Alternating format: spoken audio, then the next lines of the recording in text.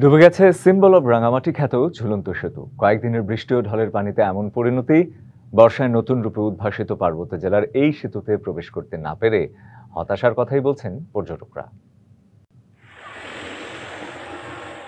সবুজ পাহাড়, হ্রদ ও ঝর্ণার সুবর্ণভূমি রাঙামাটি। প্রকৃতির সৌন্দর্য উপভোগ করতে প্রতি বছর এই জেলায় কয়েক লাখ পর্যটক ভ্রমণ করেন। তাদের সবারই পছন্দের প্রথমে থাকে পর্যটন কর্পোরেশনের ঝুলন্ত সেতু।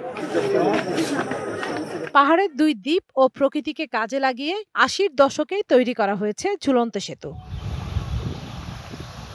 তবে কাপ্তাই হ্রদের রুল কার্ভ অনুসরণ করে ঝুলন্ত সেতু নির্মাণ না করায় প্রতি বছরই সেতুটি হ্রদের পানিতে ডুবে যাচ্ছে। হ্রদের সর্বোচ্চ পানির স্তর ১০৯ ফুট থাকলেও হ্রদে ১০৫ ফুট পানি হলেই সেতুটি ডুবে যাচ্ছে।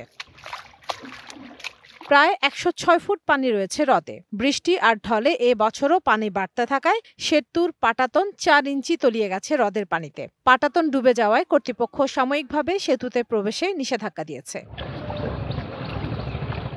একটু উঁচু করে নির্মাণ করা হলে ডুবে যাওয়ার শঙ্কা থাকতো না, হতাশ হতেন না পর্যটকরা। সকাল থেকে এসে দেখলাম, দেখার পরে সিদ্ধান্ত নিল কর্তৃপক্ষ যে আজকে থেকে সকাল থেকে টিকিট বন্ধ।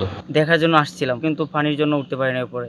হাঁটতে চলতে তো সমস্যা হচ্ছে, ব্রিজটা একটু উঁচু করলে তো ভালো হতো। সার্বিক অবস্থা বিবেচনা করে নতুন আধুনিক সেতু নির্মাণের পরিকল্পনা রয়েছে।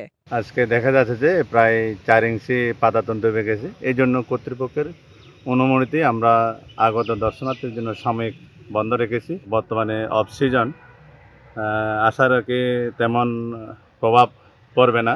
প্রতি বছর রাঙামাটিতে প্রায় ৫ লাখের বেশি পর্যটক ভ্রমণ করেন, আর বর্ষা মৌসুমেই ভ্রমণ পিপাসুর সংখ্যা ছাড়িয়ে যায় ১ লাখ। DBC news desk.